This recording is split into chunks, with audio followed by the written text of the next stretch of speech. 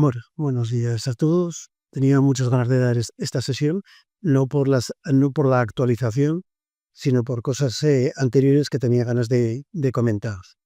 Bueno, recientemente se ha hecho una actualización de las guías de riesgo cardiovascular en el Congreso Europeo de Cardiología.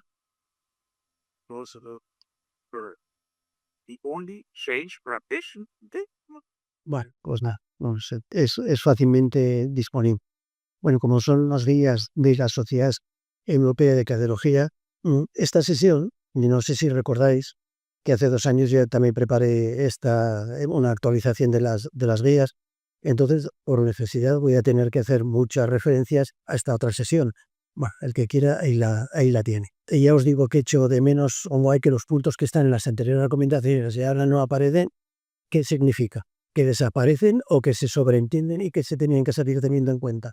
Bueno, ya veréis que mediatizaciones. En la anterior recomendaciones, que son del 19, el documento tenía 79 páginas y en el actual tiene 20. Es decir, que hay muchas cosas que no se actualizan. Y entonces viene la dificultad de la interpretación. Entonces, desde que esto se hizo, que no hace mucho tiempo, no ha habido sociedad científica, mucha gente en particular, etcétera, etcétera, que han revisado estas revisiones que a mí me ha venido bien. Entonces, este es uno de los muchos guiones que podía haber cogido. Entonces, más o menos el resumen de las recomendaciones. Estratificación con el SCORE 2, abordaje intensivo del síndrome coronario, nuevos tratamientos, LPA, actualización en triglicéridos, VIH, tratamiento en pacientes oncológicos y denostación de los complejos dietéticos. Este es el resumen de esas 20 páginas de la actualización. Vamos a empezar por el cuarto punto. La LPA necesita una sesión aparte, igual que esta otra, actualización de los triglicéridos. En el VIH salió este artículo en el 23 en el New England, donde se describía que los pacientes con VIH en seguimiento por la alta carga inflamatoria que tenían, ya sabéis que la inflamación es una de las cargas ateroscleróticas, pues tienen mucho más riesgo cardiovascular. La GESIDA ya hizo unas recomendaciones y aquí en la europea sí que recomienda que en todo paciente con VIH superior a 40 años, con independencia del grupo de riesgo cardiovascular a que pertenece, sería conveniente poner el tratamiento estatinas. La preferida es la pitavastatina por las interacciones que tiene. Médicos que se dedican al VIH pues ya lo tendrán en cuenta. En los tratamientos oncológicos hay determinados fármacos, las antraciclinas, que producen también cardiotoxicidad, riesgo cardiovascular, etcétera, etcétera, que dicen que sería conveniente hacer una valoración de riesgo cardiovascular. Y después lo que sí ha quedado también claro es que los preparados comerciales de herboristería, sobre todo la levadura de arroz rojo, no tiene mucho predicamento, entonces denostan todo este grupo de fármacos y lo pone con una clase 3, es decir, que lo está recomendado. Volvemos a nuestro guión. La estratificación del SCORE, el abordaje intensivo del síndrome y los nuevos tratamientos, todos vamos a hacer un mix. Dos cosas importantes que hay que saber. El éxito académico de este tipo de pacientes es muy bajo. En los sitios alto tratamiento, como son los servicios de cardiología, obtienen solo un rendimiento de un 30% en conseguir los objetivos y las causas de esta falta de consecución de objetivos es la inadecuada identificación del riesgo cardiovascular, que esto sí que es cierto, y la infrautilización de las terapias. Los dos puntos creo que corresponden al médico y que nos tenemos que echar la culpa en este tipo de situaciones. Y después otra cosa muy importante, que en el riesgo cardiovascular no solo están los lípidos. Esto es una tabla que demuestra muy bien la diferente carga de las diferentes causas en la aterosclerosis. Los riesgos alimenticios son muy importantes. Esa tabla que está aquí en la parte derecha está sacada de las guías anteriores. Clasificaban los países en 4 grupos de riesgo según las recomendaciones dietéticas. Los más agresivos, los más ateroscleróticos son los países del este y el norte de África, y los menos ateroscleróticos somos los de dieta mediterránea, España, Francia, en fin. Es decir, que la carga alimenticia y de normas de vida es posiblemente una de las causas más importantes, es la hipertensión arterial, muy importante, y después el colesterol. Después la diabetes, consumo de tabaco, y ya vamos disminuyendo. Es decir, que no son los colesterol en la atención del riesgo cardiovascular, sino son todas estas otras causas. Empezamos ya con lo que dice en las recomendaciones. Entonces, en las recomendaciones se centra especialmente el objetivo en la diana tiene que ser la disminución del LDL. Esto es importantísimo. Pero si nosotros entresacamos que al igual que otras lipoproteínas que contienen ApoB es una causa directa de enfermedad cardiovascular, esta frase es importante, y que después el objetivo principal es el colesterol LDL. Pero los otros colesteroles, las VDL, las HDL, etcétera, etcétera, participan en el riesgo residual de origen lipídico. Es decir, que todas estas cosas, ApoB, colesterol no HDL y riesgo residual lipídico, es un concepto que hay que tener claro porque también hay que valorarlo en el contexto del riesgo cardiovascular. Yo creo que también esto ameritaría otra sesión. Y esto es lo que yo tenía muchas ganas de presentaros. Esto salió el año pasado y esto es por lo que yo me guío para hacer la valoración del riesgo cardiovascular. Esta es una reunión de consenso, pero está preconizado sobre todo por la SEC. Y entonces aquí es lo que nosotros habíamos dicho. La parte final de esta sesión va a ser un explicativo de esta guía, porque esto nos facilita absolutamente todo. Lo que pasa es que amerita un poquito de explicación. Al principio es un poco compleja, pero después cuando se explica un poco es muy sencilla. Bueno, y entonces en esta gráfica ya desde hace un año ya decían que no solo que había que valorar el colesterol LDL, sino el colesterol no HDL y las ApoB. Por eso la importancia de este concepto no solo eso, sino el resto de las lipoproteínas. Y ahora, una vez la introducción, comenzamos con los cambios. El cálculo del porcentaje en personas sanas. Ya el año pasado decíamos que había que hacerle el cálculo del score, salía ya el score sencillo y entraba el score 2, y esta es nuestro score 2 de nuestra área, donde hay bastante verde, que esto es bueno, un poco naranja y no mucho rojo. Si nosotros miraríamos las de los países del este, casi todo es rojo. Es decir, muy importante la valoración por el score 2. Ya hace 2 años decíamos cómo había que hacer la valoración del score 2, hombre, mujer, fuma, no fuma, tensión sistólica, no diastólica, no HDL. Esto hacía una valoración del no HDL colesterol, no solo con el LDL, y después los años. Con todo esto le asignábamos un porcentaje de riesgo. El problema de esta tabla que nos induce a cierto error. Cuando no teníamos otra cosa, pues os venía bien, pero ahora como hay otras cosas, yo creo que solo con la tabla nos induce a error porque parece que lo verde es riesgo leve moderado, la naranja es riesgo alto y lo rojo riesgo muy alto. Pero si ahora vosotros veis el porcentaje que engloba cada circulito de estos porcentajes, no es lo mismo tener un porcentaje de un 18 que un 22 y sin embargo todo aparece en rojo. Y no es así. Es decir, que esto de los coloritos induce a error. Y otra cosa muy importante, en esta tabla ya veis aquí en la parte superior que había un determinado riesgo asociado a la edad. No era lo mismo tener un riesgo de un 7,5%, que recuerdo que puse aquel ejemplo, un 7,5% está aquí, en una persona joven de 40 años esto es ya rojo, muy alto riesgo cardiovascular, y en una paciente de 80 años aparecía aquí, que era riesgo leve. Entonces, el concepto este de porcentaje asociado a edad implica diferente riesgo, bueno, pues eso ha desaparecido ya. No se asocia a la edad, sino solo al porcentaje de riesgo. Es decir, que si la tabla no la empleamos, yo recuerdo que cuando me tocó hacer la sesión os recomendé el uProven, que era una calculadora danesa que nos facilitaba mucho las cosas. Bueno, pues ahora ya desde nuestro medio tenemos unas herramientas maravillosas para calcular el riesgo. Una es desde el móvil, que es esta. Os recomiendo que la copiéis, que es el CDV RIS, que esto cuesta 1 minuto o menos de 1 minuto, hacer el cálculo del riesgo cardiovascular, y al final nos aparece esta media luna con los diferentes riesgos. Y aquí nos da un 8,6%, un 12%, un 32%. Y después nosotros eso lo tendremos que trasladar a nuestra tabla de riesgo cardiovascular y buscar el tratamiento adecuado. Otra ventaja de esta aplicación, porque después cuando hablemos de la diabetes tiene un score 2 un poquito diferente, no tiene gran trascendencia clínica, pero en todos los sitios recomiendan que se haga la valoración no con el score 2, sino con el score 2 diabetes. Esta aplicación tiene la opción de hacer el cálculo con el score 2 diabetes. Entonces, esto es desde el móvil, desde el ordenador, desde el PC, está aquí. Si nosotros pincharíamos aquí, controllipídico.app, nos sale toda esta tabla. Esta tabla cuesta rellenarla como 1 minuto o una cosa así, Esta es para el ordenador. Yo os recomiendo que empleéis esta. El del móvil solo para el cálculo en personas sanas. Esta es para personas enfermas, entonces esta es muy recomendable. Y entonces esta, un relleno de un hombre, 68 años, fumador, sí, etcétera, etcétera. Lo he cargado de patología y entonces, pues aquí nos da un riesgo vascular muy alto con estos objetivos. Nos dice, el objetivo de este paciente son estos. Y entonces, ahora los tratamientos que nos propone son estos otros. Esto está sacado de la tabla anterior que os he dicho. Esta aplicación está hecha por la SEC. Esto se complementa con la tabla que después veremos.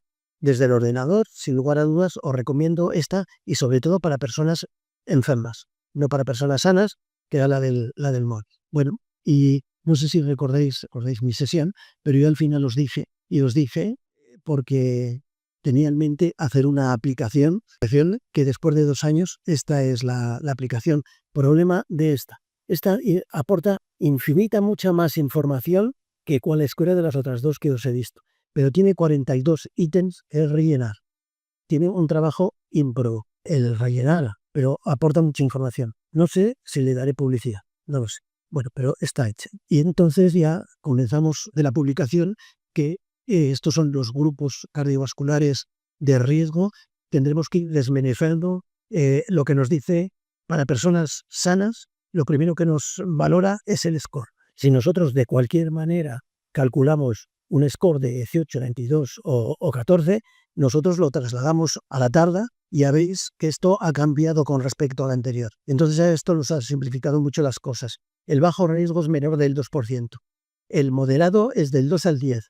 El alto es del 10 al 20 y el muy alto es superior al 20. Así como antes había que tener esa tablita al riesgo asociado a la edad, ahora no. Ahora con saber estas pequeñas anotaciones de porcentajes, menor de 2 a 10, de 10 a 20 y superior a 20, ya en personas sanas, con la aplicación esa del móvil, lo trasladamos al grupo que pertenece y nosotros le buscaríamos el tratamiento adecuado. Es decir, que desaparece el riesgo asociado a la edad y esto ya lo recordáis de aquella sesión, los pasos que hacíamos, primer paso, segundo paso y tercer paso, calcular el porcentaje de riesgo con el UPROVE, el segundo paso que trasladamos a esa tabla tan maravillosa que esto está sacado de la guía europea del 19 y después esto lo trasladamos a un tipo de tratamiento especial para cada grupo de riesgo. Y aquí continuamos con el cuarto paso, El cuarto paso, esta era una mezcolanza entre la SEA y la SEC. Entonces nos recomendaban hacer una valoración de lesión de órgano diana, daño vascular y varios modificadores. Rigidez arterial, hipertrofia ventricular izquierda, índice tobillo-brazo, etcétera, etcétera, y todas estas otras condiciones. Y nos decían, si tienen mucha carga de todas estas, pasar al grupo siguiente. Esto era lo que nos decía. Entonces, en las actuales nos vuelven a decir más o menos lo mismo. Si tiene todas estas, o cualesquiera de todas estas, pobreza social, obesidad, inactividad, trastornos inflamatorios, etcétera, etcétera, valorar, pasar al grupo siguiente, al grupo de riesgo superior, para hacer más carga de tratamiento. Cosas nuevas que aparecen en esta tabla y novedosas de esta actualización, que ponen 2 marcadores, biomarcadores como marcador.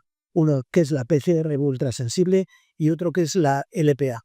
Aquí nos dicen que lo valoremos, pero sobre todo en los grupos que están justo en el límite. Es decir, que si uno tiene un 18%, está en el límite, a lo mejor lo podemos pasar al 20% y entonces se nos pasa al grupo siguiente. O si está, por ejemplo, en un 8%, a lo mejor pasamos a un 10%, es decir, que tiene que estar justo en el límite superior para pasarlo al límite siguiente. No porque aparezca, sea pobreza social, lo tenemos que trasladar ya al grupo siguiente. No, es cuando está a punto.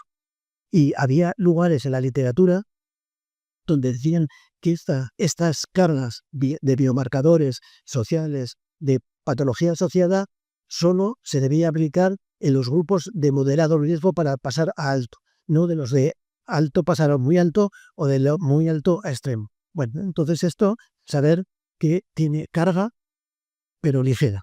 Ahora vamos a ver las personas enfermas. Esto es el grupo de enfermedades que recorre: cardiovascular, diabetes, enfermedad renal crónica, hipercolesterolemia familiar y colesterol hipertensión.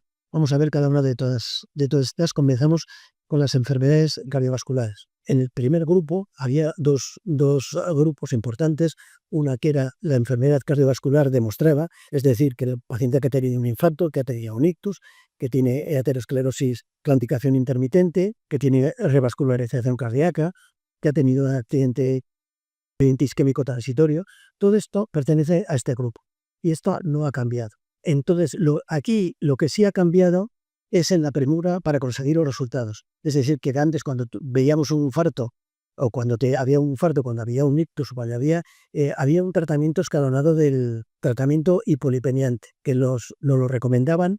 Ya sabíamos que pertenecía a muy alto riesgo cardiovascular y que teníamos que forzar todos los tipos de tratamientos. Y ahora ya recomiendan que desde el ingreso salgan, en vez de un tratamiento escalonado, ya no, directamente con doble o triple terapia. Entonces, recordar que solo las estatinas, esto es un simple recuerdo, conseguían un efecto limitado en la disminución de la lipemia.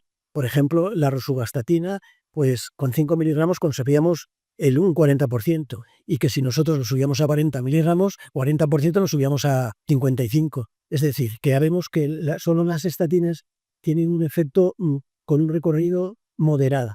Es decir, que ahora lo que nos recomiendan, que ya desde el principio sabemos que ya pertenece a muy alto riesgo cardiovascular, un ictus, que tenemos que tener un objetivo de 55 miligramos de LDL y que ya sabiendo la eficacia de todos estos tratamientos, nosotros podemos calcular, no llevar un tratamiento escalonado, sino ya directamente desde el ingreso salir con 2 o 3 tratamientos. Esto así que parece un poco complejo, que nosotros tendríamos que elegir.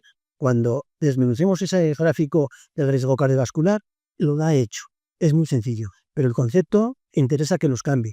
Ya no es el tratamiento escalonado, sino desde el principio ser contundentes con el tratamiento para conseguir el efecto terapéutico entre 4 a 6 semanas. Bueno, novedad muy importante. Esta sí que es importante. La enfermedad cardiovascular asintomática. Esto en otras, le hemos hablado ya también en otras sesiones, la valoración del riesgo cardiovascular con el calcio coronario, con el Doppler arterial, etcétera, etcétera, y no se sabía dónde colocarlo. Parecía que había que colocarlo en un riesgo intermedio, pues ya directamente ahora en estas guías ya pasan a muy alto riesgo cardiovascular.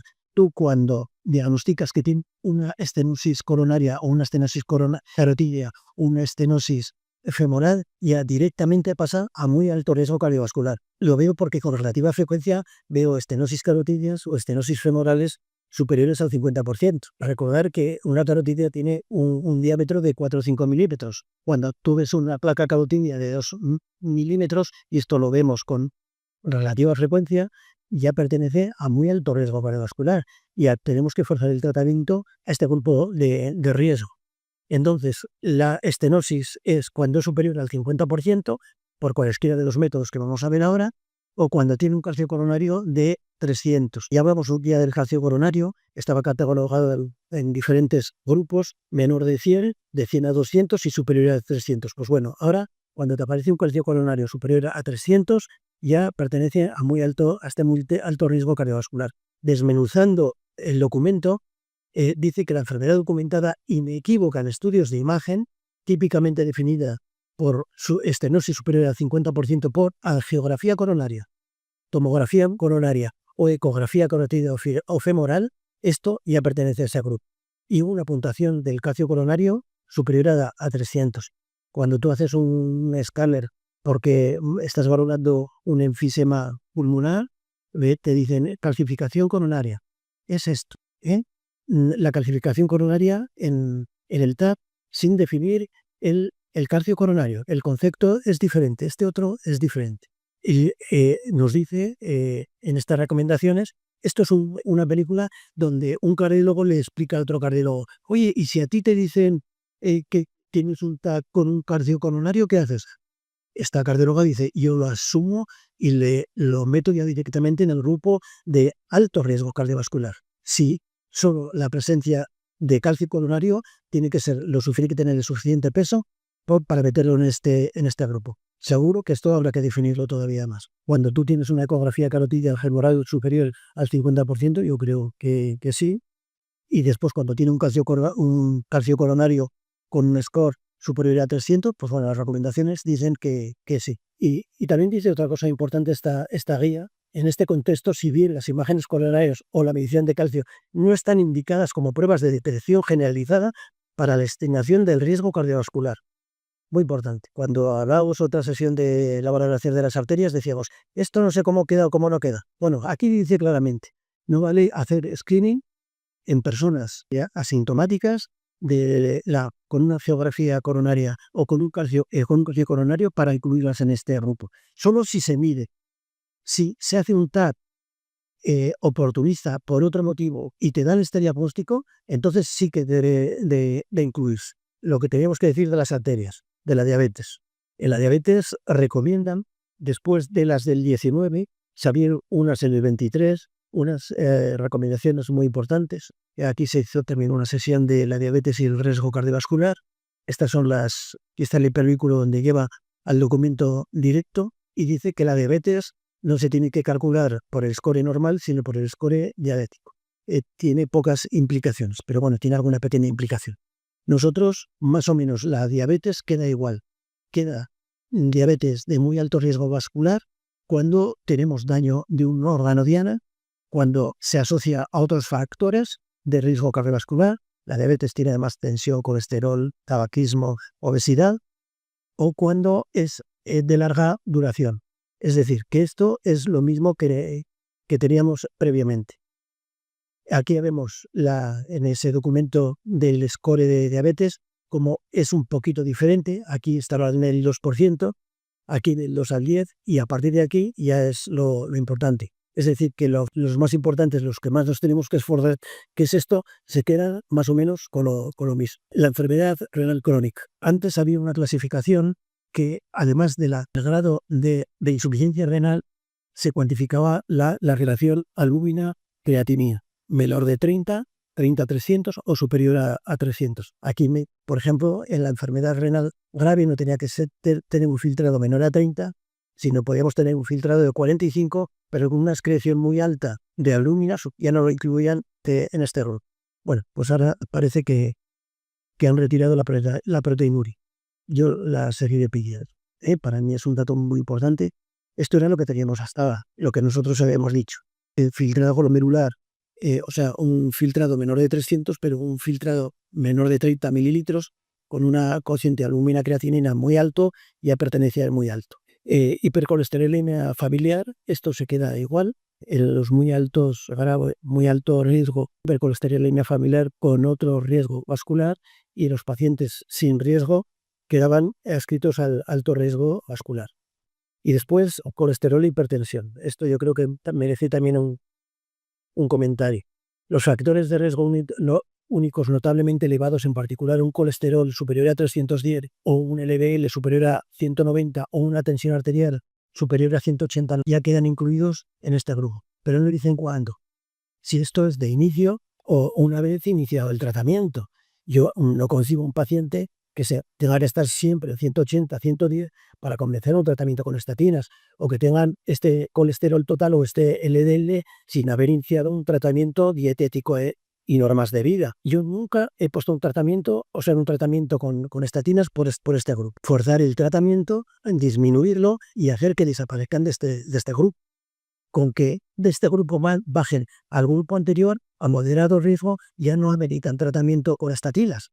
El concepto es muy importante. Cuando tú pones un tratamiento con estatinas, es un tratamiento de por vida. En estos dos grupos, el tratamiento es de por vida. En estos dos grupos ni siquiera se pone. Ya luego lo matizaremos. Vuelven a recordar otra vez que cuanto más alto riesgo tengamos, más incisivos tenemos que ser con el tratamiento, que es importante. Aquí no ha habido cambios.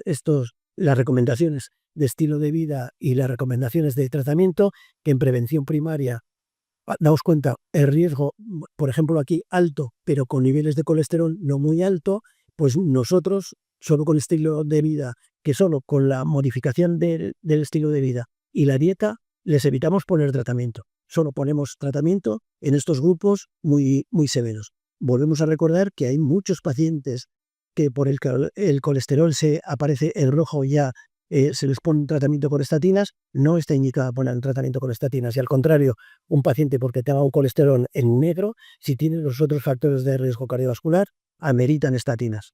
Es decir, lo de siempre. Muchos pacientes que llevan tratamiento con estatinas no deberían llevarlo, y muchos pacientes que no lo llevan lo deberían llevar. Por eso la valoración correcta del riesgo cardiovascular. Bueno, esto es lo mismo con los diferentes grados de evidencia de cada recomendación, y después los grados de recomendaciones, bajar de 50, bajar de 55, bajar de 80, etcétera, etcétera, tienen un peso de recomendación diferente. Si nosotros lo aclimatamos a las recomendaciones, estamos seguros que lo hacemos bien.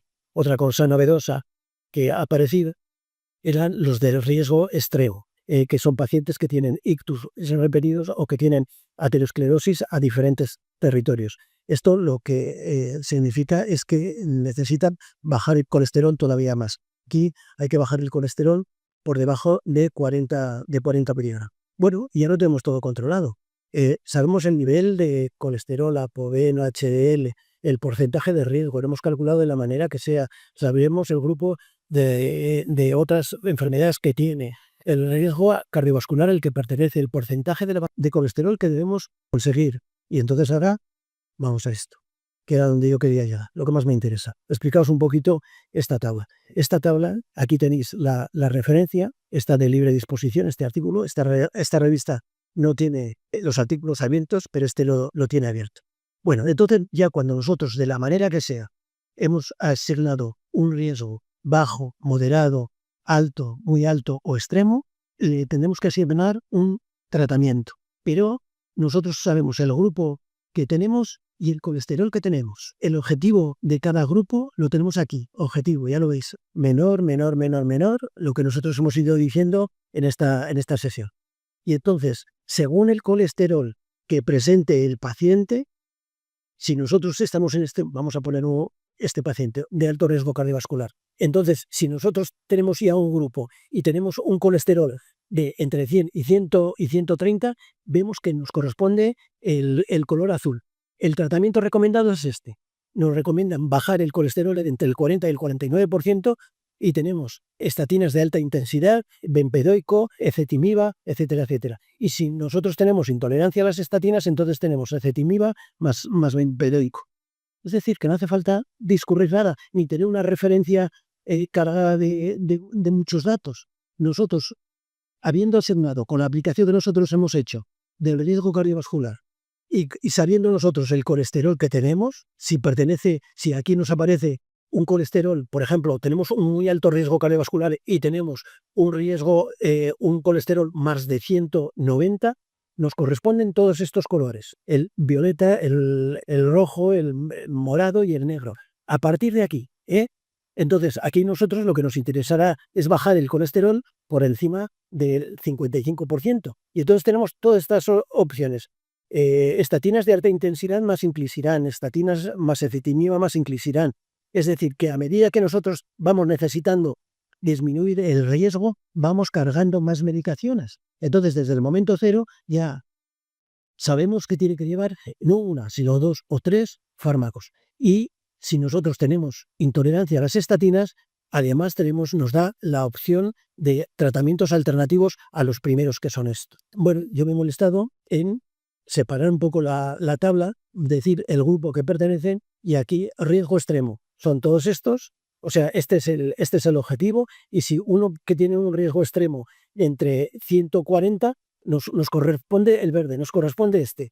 Estatinas de alta intensidad más inclisiran, pero si nosotros tenemos tolerancia a las estatinas, es ezetimiba más PCSK9. Yo creo que ya no tenemos excusa para no hacer las cosas bien, de forma correcta, según las guías, y además de forma muy sencilla.